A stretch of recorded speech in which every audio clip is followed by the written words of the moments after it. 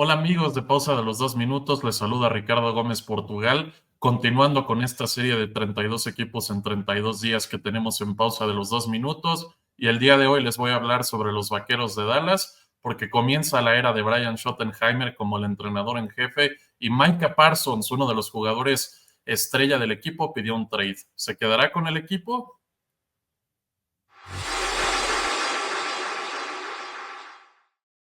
La marca de los Vaqueros durante la temporada 2024 fue de 7 victorias y 10 derrotas, las cuales los colocaron en el tercer lugar de la división este de la Conferencia Nacional. Fue la primera y también la última temporada de Mike Zimmer como el coordinador defensivo del equipo. Hubo muchas lesiones, incluyendo a jugadores como Dak Prescott y Micah Parsons. No pudieron correr el balón y tampoco pudieron detener la carrera. Comenzaron terrible la temporada, pero conforme fue avanzando se vieron mejor cada partido.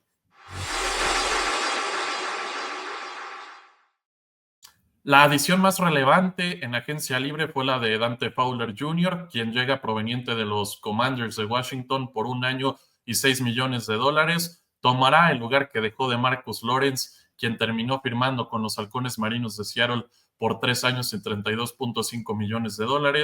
Dante Fowler Jr. viene de ser coacheado por Dan Quinn, quien es el entrenador en jefe actual de los Commanders, y es su segunda etapa con los Vaqueros de Dallas. Ya estuvo cuando Quinn fungía todavía como el coordinador defensivo. Entre otras pérdidas de los Vaqueros, destacamos a Jordan Lewis, un esquinero níquel bastante confiable, egresado de la Universidad de Michigan. De la misma manera, Brandon Cooks regresa a Nueva Orleans, el cual fue el equipo que lo seleccionó en la primera ronda en el draft del 2015. Hay que recordar que los Vaqueros hicieron un trade por él cuando Cooks era receptor de los Tejanos de Houston y realmente nunca despegó para ser ese receptor número 2 complementario a CeeDee Lamb. La adición estelar, hablando de un receptor número 2, es la de George Pickens, quien fue tradeado a los Vaqueros de Dallas proveniente de los Acereros de Pittsburgh por una selección de tercera ronda de 2026, además de una selección de quinta ronda de 2027. Eso fue lo que entregó Dallas por George Pickens y una selección de sexta ronda de 2027,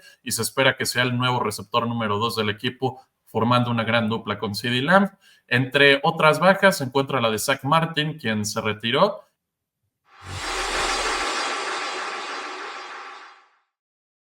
Como prometí, les voy a hablar de esa selección de primera ronda, que fue el pick número 12, Tyler Booker, guardia egresado de la Universidad de Alabama, un jugador que va a ser el guardia derecho titular después del retiro de Zach Martin.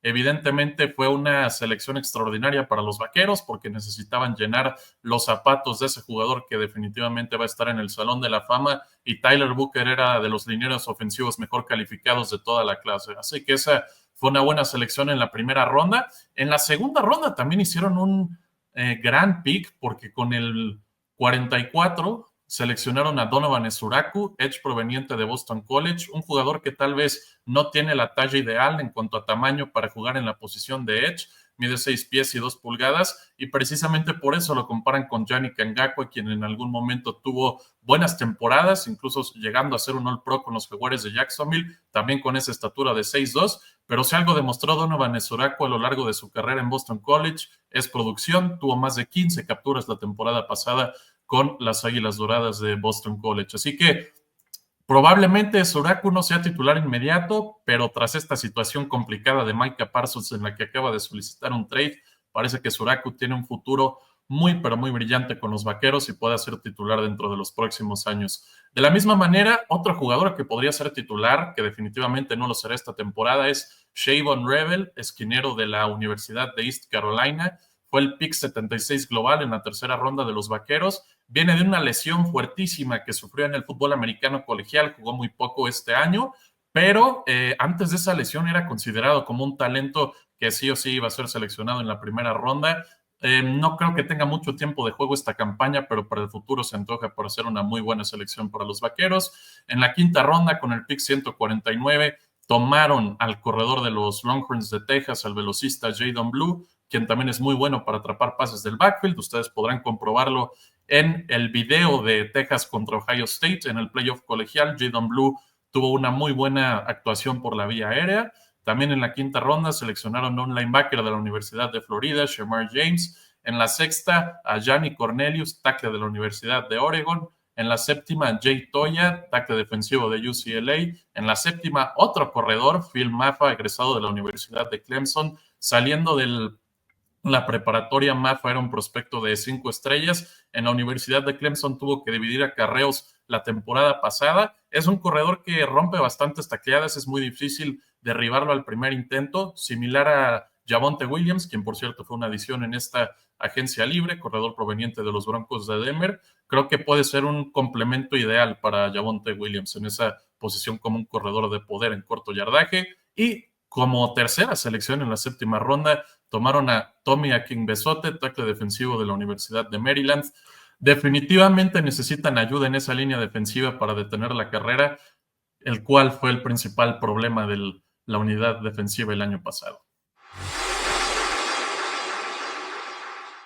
Los jugadores a destacar de esta franquicia son Micah Parsons, quien solicitó un trade, pero cuando está dentro del terreno de juego es un jugador versátil que juega en la posición de edge y también a veces lo ven como un linebacker externo, ya sea como un Will o como un Sam. Incluso en algunas ocasiones en esa posición de linebacker hace coberturas de zona, pero donde se desempeña mejor es en la posición de edge. Ahorita está lesionado de la espalda y es muy incierta su situación porque está teniendo algunos problemas con el dueño Jerry Jones, pero cuando está dentro del terreno de juego probablemente es el mejor jugador del equipo. Y del lado ofensivo del balón está CeeDee Lamb, un receptor que a lo largo de las últimas 2 temporadas es quien tiene más yardas por la vía de la recepción de toda la NFL, con más de 2.900, es decir, con un promedio de por lo menos 1.450 yardas por temporada, una superestrella. Y también de ese lado del balón está Tyler Smith, un guardia izquierdo quien próximamente será de los linieros ofensivos mejor pagados de la liga. Tal vez esto sea un poco controversial porque incluía al pateador Brandon Aubrey entre los jugadores más destacados del equipo. Sí, juega de pateador y por eso pienso que puede generar alguna polémica por ahí, pero definitivamente cuando tienes un hombre que puede patear goles de campo de más de 70 yardas, es un arma que es muy benéfica para la ofensiva y para cualquier equipo porque no tienes que avanzar tanto el balón para poder intentar un gol de campo y conseguir 3 puntos. Del lado defensivo del balón tienen a Daron Bland, un esquinero quien en su momento rompió el récord de más pick sixes en una temporada, pero que el año pasado entre lesiones y que todo el equipo estaba mal y la nueva adaptación al sistema defensivo de Mike Zimmer realmente no tuvo la mejor de sus temporadas, pero se espera que retome su nivel. Y Dak Prescott, quien regresa de una lesión. Cada vez que Dak Prescott se lesiona y regresa a la próxima temporada, pone números espectaculares. Esperemos que este sea el mismo caso del número 4, quien ahora tiene 2 muy buenos receptores, hablando de George Pickens y de CeeDee Lamb, y también un gran ala cerrada en Jake Ferguson para lanzar pases.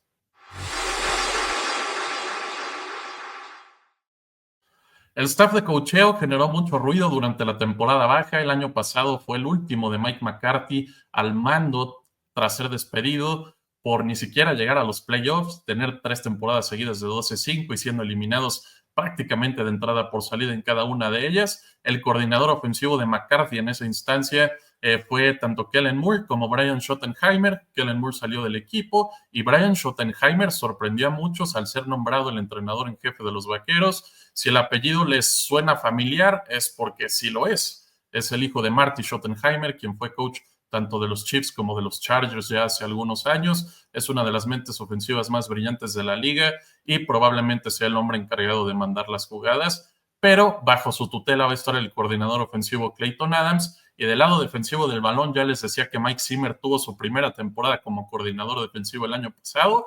Repiten los Vaqueros con un nuevo coordinador defensivo, ahora Matt Eberflus, quien viene de tener una estancia no muy grata para él en Chicago porque fue el entrenador en jefe y no le fue nada bien a los Osos. Como coordinador defensivo anteriormente en los Colts le fue de maravilla, así que se espera que como coordinador defensivo pueda retomar ese nivel. Una situación similar a la que pasó Dan Quinn al ser el entrenador en jefe de Atlanta y terminar en Dallas como el coordinador defensivo. Y el coordinador de equipos especiales también es nuevo, es Nick Sorensen, quien viene de las Águilas de Filadelfia.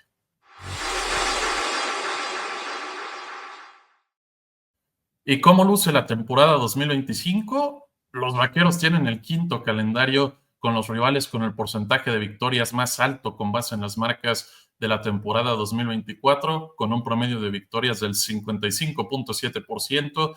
En la semana 1 visitan a las Águilas de Filadelfia, que va a ser el partido inaugural de la campaña 2025. Reciben a los Gigantes de Nueva York y Russell Wilson o tal vez Jackson Dart o James Winston en esa semana 2, un partido divisional. En la semana 4 van a visitar el Lambeau Field a Jordan Love y a los Empacadores. Semana 7 se medirán ante Jaden Daniels y los Commanders de Washington en Arlington, Texas. Descansan en la semana 10. Van a recibir a Jalen Hurts y las Águilas en la semana 12. En la semana 13 van a ser visitados por Patrick Mahomes. En la semana 14 tienen un duelo complicadísimo contra los Lions. En la 16 visitarán a Justin Herbert y cierran con 2 partidos divisionales, Commanders en la 17 y Gigantes en la 18 respectivamente.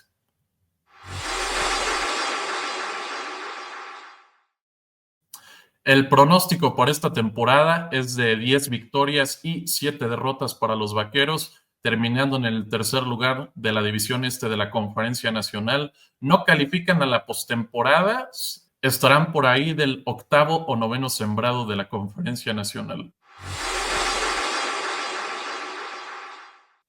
Eso ha sido todo por hoy. Muchas gracias por escucharme hablar de los Vaqueros de Dallas. Me gustaría que me comenten cómo ven esta temporada de los Vaqueros y que también si les interesa saber sobre cómo pinta la situación de algún otro equipo de cara a la campaña 2025, revisen la playlist de pausa de los 2 minutos de 32 equipos en 32 días. Estaremos precisamente subiendo un equipo cada día.